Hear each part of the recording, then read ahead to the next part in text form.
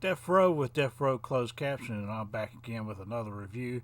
And we're going to go ahead and dive into Season 1, Episode 2 of The Devil's Hour, called The Velveteen Rabbit. In this episode, things get even crazier. Now, I will have to say this: there are some elements of this show that show suicidal tendencies and that type of thing. So if you're kind of sensitive to that kind of thing, probably not a good show for you. But if you're into the mind-bending mystery craziness of the show, this is the show for you. So let's get started. Episode 2, called The Velveteen Rabbit of Season 1, The Devil's Hour. Peter Capaldi, Jessica Raine. Let's go. As you start off here with Episode 2, you pick up where it kind of left off in Episode 1, but you're from the point of view of Chloe, the main character that was being stalked by the ex-husband or whatever. Is like knocking on the door. From her now you're seeing it from her point of view after you saw Lucy talking to her on the phone in Episode 1. And she just thinks she's being dumb. She's like, I'm just going to let him in, and that's kind of where you left off in Episode 1. So she decides, hey, I'm going to let him in here. And then she goes to let him in, and he's disappeared. Like, she can't find him. He's no longer at the door banging on it or anything like that. And then she keeps looking for him, doesn't see him, walks all the way out to the yard. And I'm going to try to pinpoint it here so you guys can see what happened to him. And boom, a knife to the neck. All right, let's move on. I don't want to leave that on there too long because you don't know what the algorithms that may be screw me up on this channel. So you saw it. There you go. The person that was trying to break into the house, which was the ex-husband or ex-boyfriend, whatever, the father of the two kids in there or whatever, was trying to break in, bang the door down, and then of course now it picks up where Episode 1 left off, where you see Jessica Raine's character Lucy show up at the house. She's thinking the worst because in her mind she saw it happening as he was killing them. And when she gets there, she is surprised to see it's actually the boyfriend that is killed, and the mother and the two kids are fine. So, in essence, she's kind of relieved, but at the same time, she's very confused. And then, of course, it cuts to the flash forward to the conversation she's having with Gideon, which is Capaldi's character. And he's basically trying to tell her, you remember things correctly, and don't ever let anybody tell you that you're going crazy. You're not going crazy. You just remember things. You remember, normal people remember the past. You remember the future. Everything's backward, upward, downward, sideways. Something's, don't think you're crazy. You just remember things. And so, like, he goes on to tell her, you're not, people are going to try to convince you that you're crazy, and you're not. Because he's like, I've been there, done that. And so this whole conversation with her ex-husband in the bedroom, of course, they're, they apparently got it on again. And then she opens the door, and Isaac's just like standing at the door waiting for him. And the ex-husband's like, it's not you I have a problem with. It's I can't connect with this boy who has, this problem. He doesn't feel, he doesn't do anything. He's like a shell. And he's basically trying to tell Lucy, you can't fix him. You've been trying for you're going through life trying to you're making it your life's work pretty much just to fix this kid, rather than just let him be.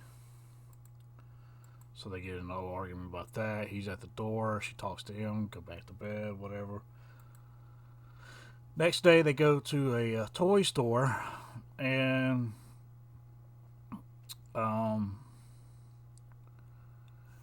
So what happens here?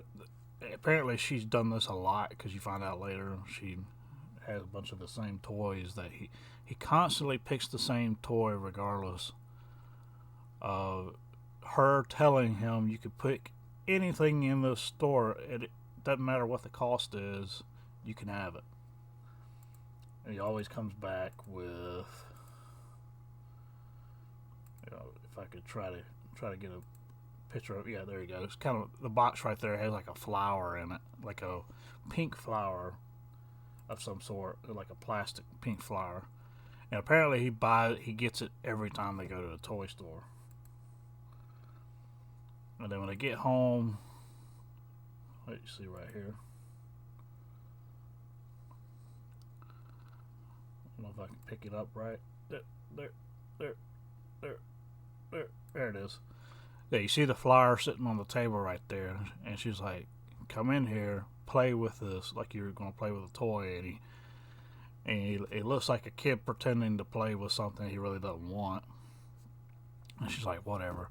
And she goes to put it away somewhere, and she like pulls out the bottom drawer in the kitchen, and there's like 20 of them in that, 20 of that same flower in that drawer. And for some reason, like he gravitates toward that flower every time they go to the toy store, and she buys it every single time. So the whole ordeal, she's kind of pissed off. And anyway, we cut over to the detective Ravi, and he's having the officers split up all, because was a ton of timeline and documentation work that was in Gideon's hotel room or whatever, or lodge. And he basically is having the officers go through all that stuff to try to figure out what is relevant now and what could be relevant to the future. And he's trying to separate it out from what's already happened to what is going to happen, and what he's trying to figure out what Gideon's next step is. And very smart detective. I mean, he's obviously gifted with sorting through this type of information. So now we're back at the house, and Isaac is just staring at a wall because he sees something different in the wall, and he's basically saying there's a man standing there, and he's doing something to this wall, and this wall doesn't exist for some reason. He can't see why there's a wall here, like it shouldn't be there. So he's trying to explain this, but he's not grasping. Like, Isaac has a hard time grasping what he's seeing himself, so he doesn't know how to convey exactly what he's seeing. And so Lucy just takes it as imagination, or he's just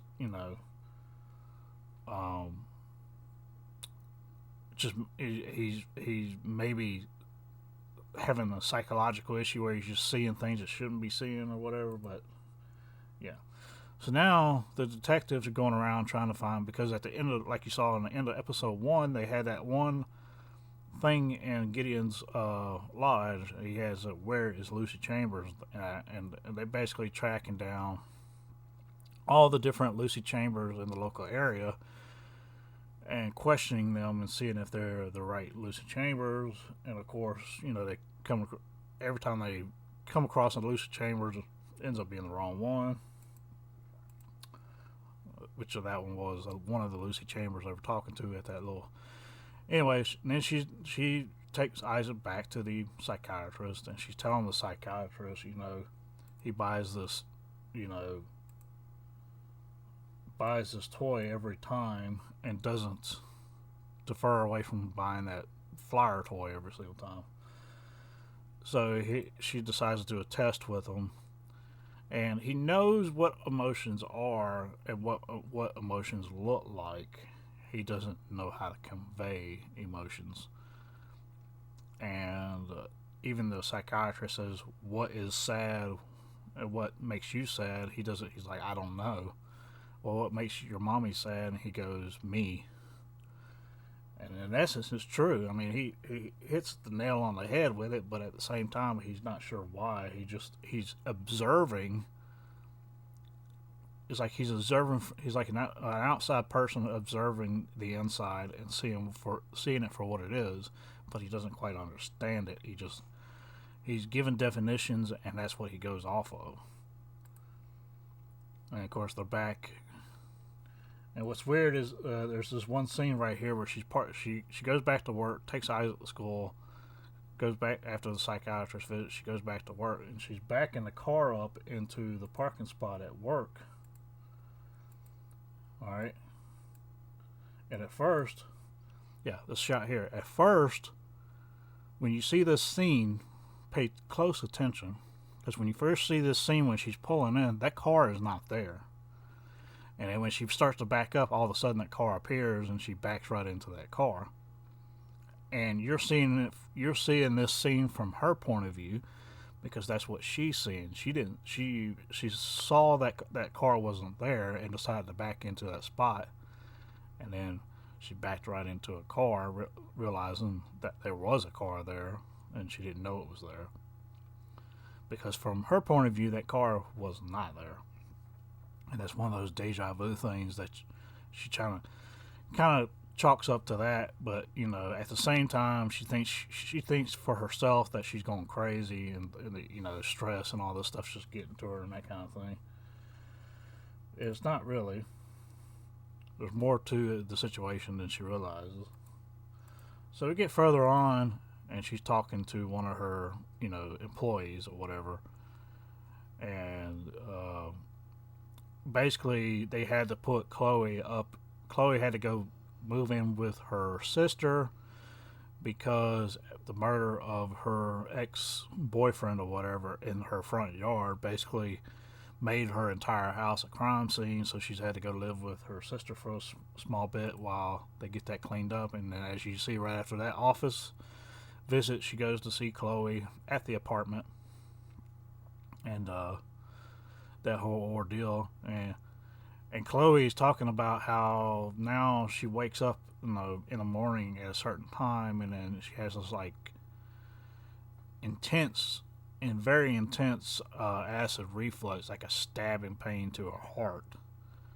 And Lucy's like, well, Lucy's like, what time is it that you're waking up in the morning? She's like, why does that matter? And all this stuff, because Lucy's trying to connect dots. Finally, she's starting to see patterns where there shouldn't be.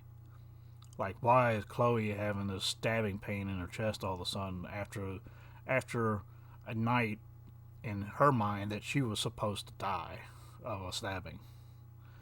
But in essence, the boyfriend ended up getting stabbed right in the neck and dying in the front yard. So, yeah. Let me go on, and she's drops her papers and all that stuff, and then there's another Jessica Lucy Chambers that they're interviewing that has nothing to do with the case really, but this Lucy Chambers does have some information on the red van, and they talk about that and how the red van was just basically hanging around in an area for a long period of time, and then all of a sudden just disappeared. And she found it odd that red van is brought up in a case, specifically.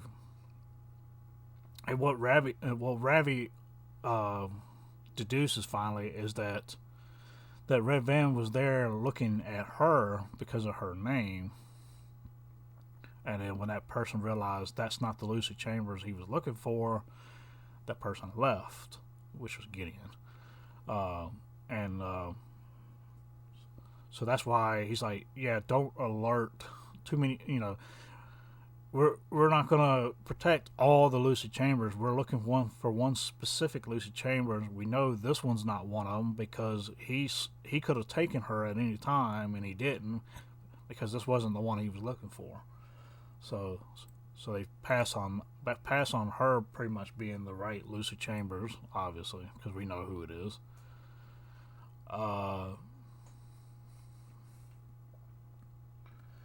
So yeah, Isaac is having these visions in the house that they're living in, number 7, which is number 7 on the street, of this girl named Meredith. And just, the whole thing.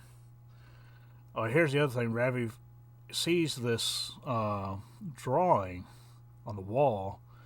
He doesn't know who it is because there's not a name attached to it or anything, but he starts to deduce that it has to be Lucy Chambers. And then we're back into the house of Lucy and Isaac's staring off on this wall again while they're eating, and he's like, there's something not right here, or whatever. And Ravi's looking at that picture again. And of course, again, Isaac is seeing somebody in the house that's not supposed to be in the house. He sees him standing right next to his bed or whatever. And he's like, look, it's not nice to pretend. He's like, I'm not pretending. I see him. He's right here, right now.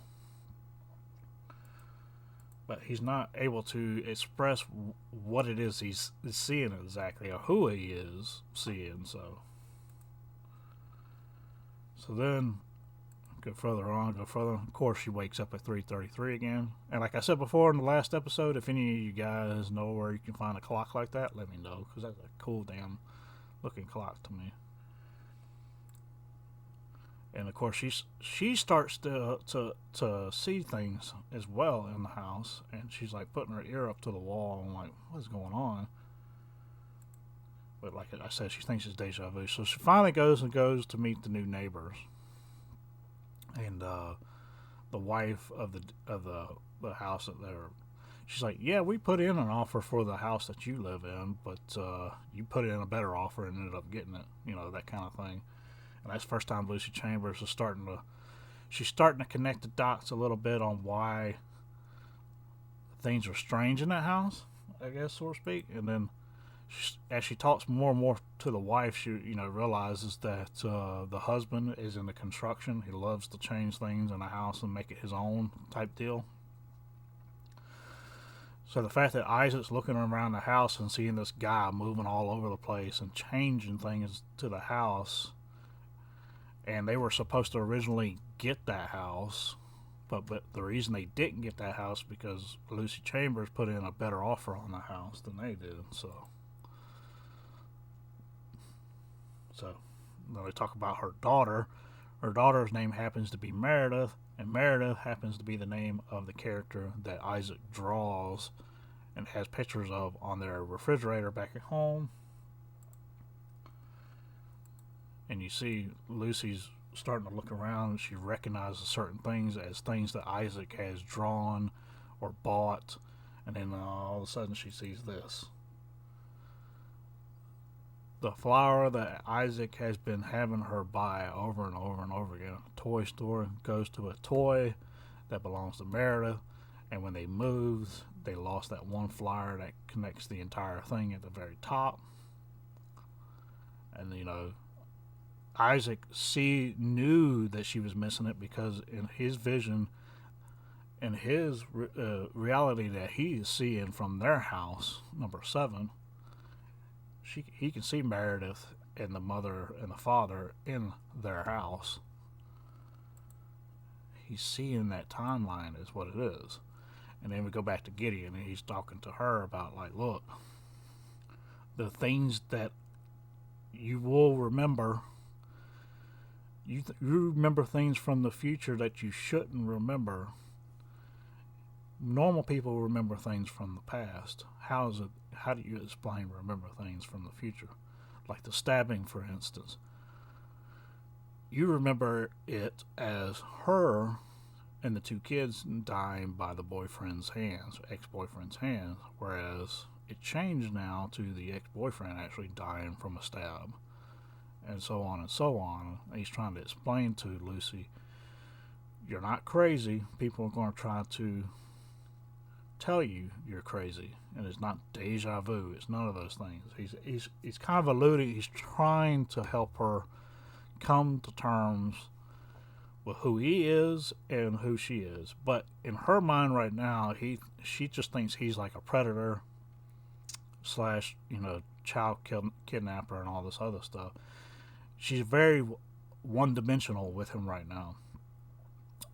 And, she thinks he's a pedo kidnapper and all this other stuff, but he's not. And he's like, you can call me that all you want to, but that's not what's going on here. That's not even close, not even on the tip of the iceberg of what's really happening right here. And so, he's like, your memories are all misconstrued right now because you're trying to make sense of them in a one-dimensional way. And so you can't make sense of them in the normal way because they're upside down, they're back to front, they're in reverse. Everything's discombobulated, basically. And you're seeing things in the future that you know to be true, but then they don't turn out that way because something has changed. Then you just mark it up to as deja vu. You know what I mean? You don't even think about it anymore.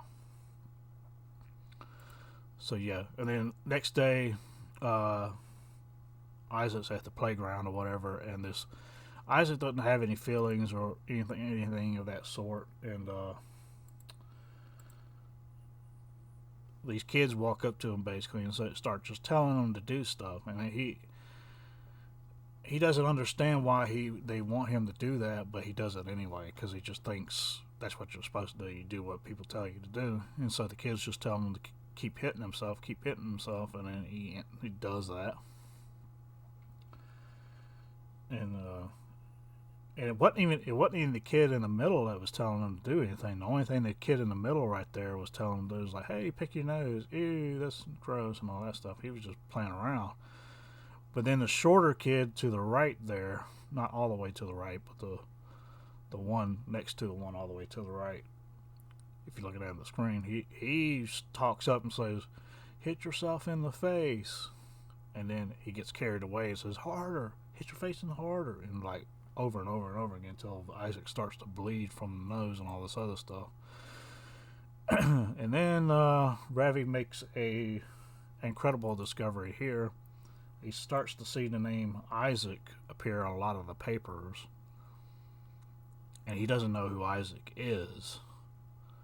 And so he's thinking because there's not been a reported, missing of a person called Isaac, he thinks it's somebody that he's going to go after in the future, and so that's why he's hopelessly trying to find this Lucy Chambers that he needs to find. And then I think he finally figures out who this Lucy Chambers is. And of course, she's talking to the people at the school about the whole bullying thing, and Isaac basically hitting himself over and over again, all this nonsense and that kind of thing. And the teachers at the school really don't know how to approach this because the kids didn't lay a hand on him. He did it all to himself and basically just knocked himself silly with his own hand. So how do you manage this type of thing? I mean,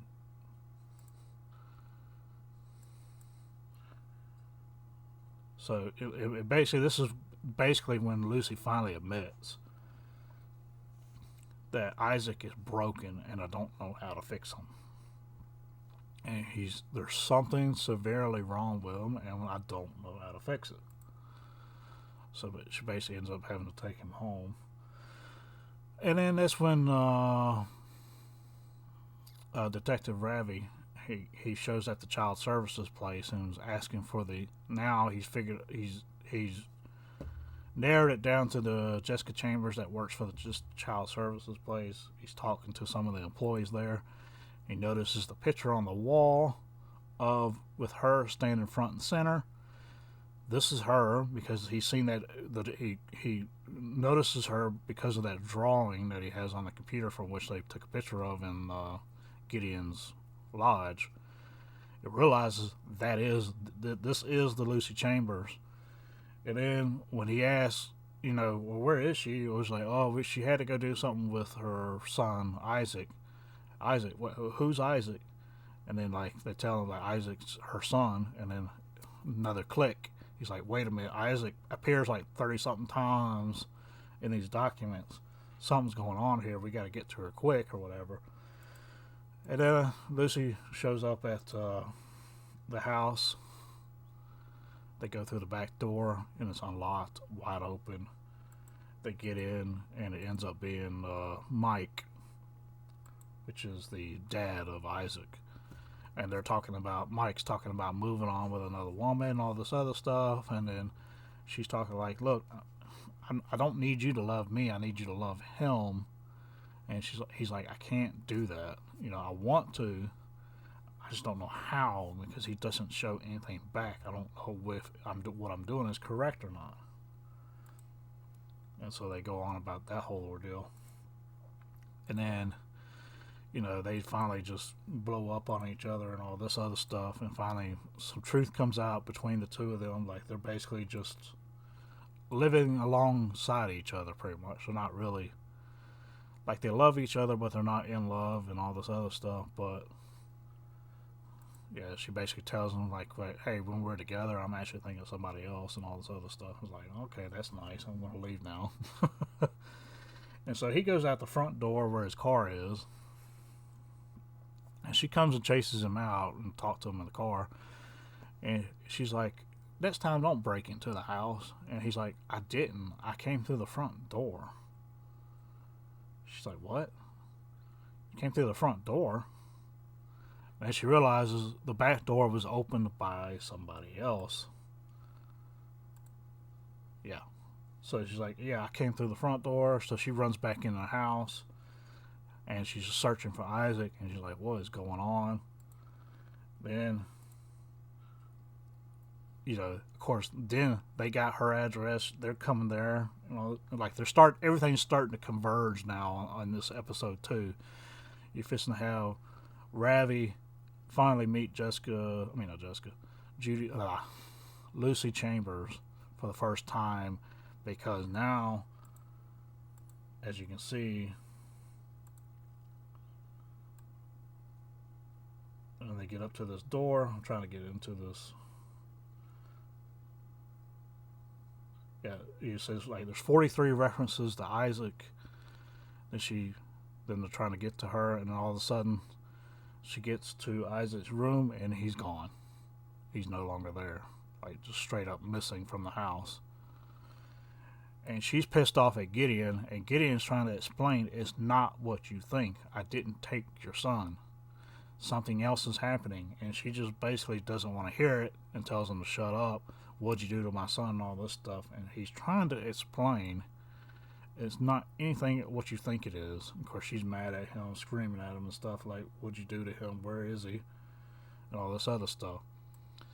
Because it's all because they've tied the kidnapping of the boy 10 years prior to Gideon. So she's obviously thinking along the same lines as that boy. Like, what'd you do with my boy like you did to that boy or whatever. And so that's where this episode ends. Episode 2, The Velveteen Rabbit. And I'll catch you on episode 3. Now, I will admit, I'm going to start releasing these episode reviews. I thought I was going to do it once a week, but now I think I'm just going to go right on through the 6 episodes for the next 2 weeks and get them all the way through, because I have a bad habit of trying to, when I start watching these shows, I don't want to stop.